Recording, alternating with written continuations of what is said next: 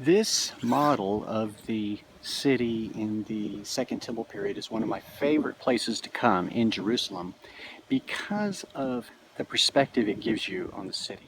Now we start off here with the temple, and you can see the temple there in the center with the portico all around it. This portico wasn't developed until Herod commissioned it in about 30 years or so before Christ was born.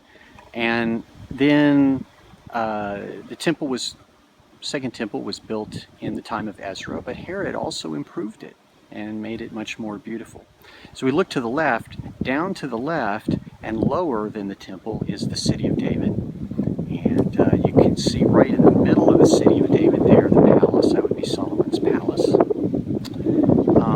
If we lift up and go towards the far end, you can see what is Mount Zion. You notice the difference in the architecture there. Down lower on the hillside is a lot of the traditional Jewish homes, but up higher is the homes of the wealthy. So traditionally it was the Pharisees that were working with the common people, and the Sadducees that were more of the priests for the elite. Way off in the distance here, we can see the palace of Herod.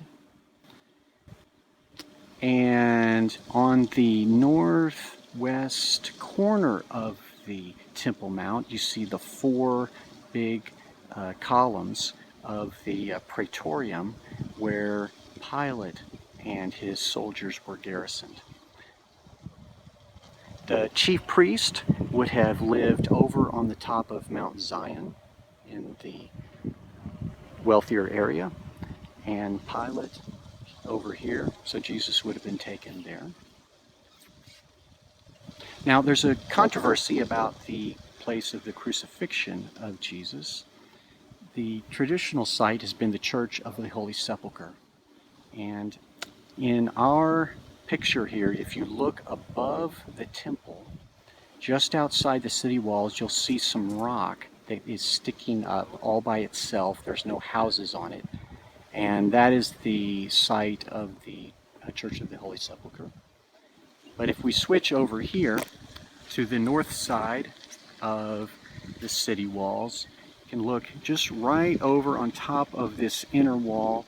You'll see another rocky area that is the site of the Garden Tomb, where there is Golgotha, and there's actually a skull face that can be seen from the northern walls even today.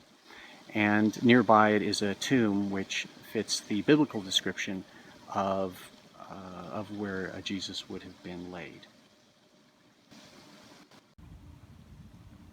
Right in the center of our shot here is the area of the Garden Tomb.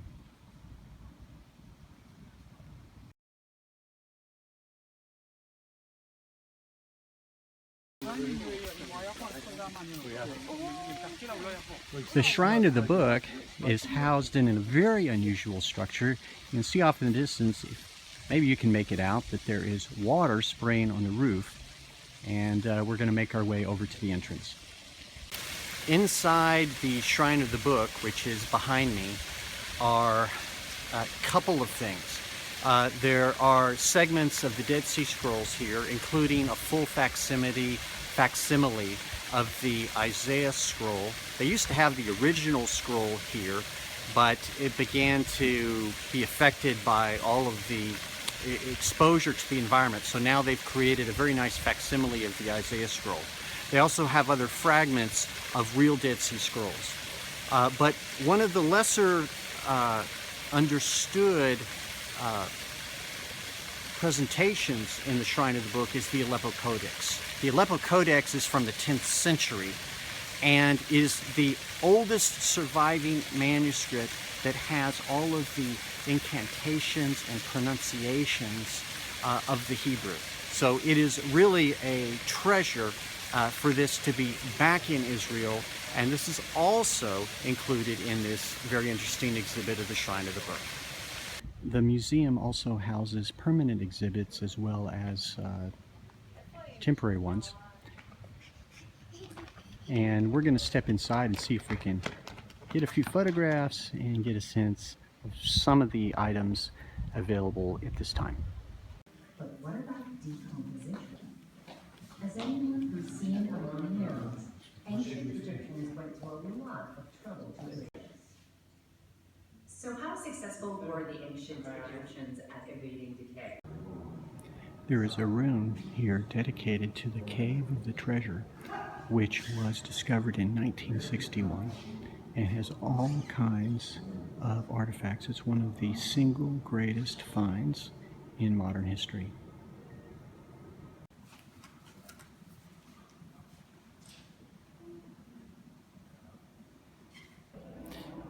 There's a wing of the museum that is also capturing the Jewish life, birth, death, marriage. This is just one of the many exhibits here. In fact, as I look around, I'm just overwhelmed. There is so much material here. We cannot possibly cover it all in our visit. We are just overwhelmed. And amazingly, this is all available at very low cost. I think my ticket price to come in here was around $12. It's about $7 if you're a senior citizen. Wonderful.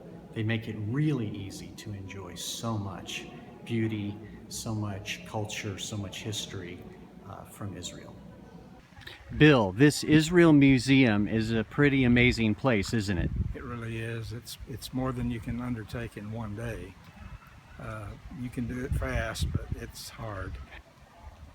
I liked everything from the architecture to the paintings to the tapestry and the jewelry to the clay figurines to seeing how the glass was made. We can go on and on. It's only just scratches the surface of where things began and how they progressed and compared to now. It's quite amazing the ability that human beings have to create beauty and functionality. This is Bob Odell, and we'll see you next time. Shalom.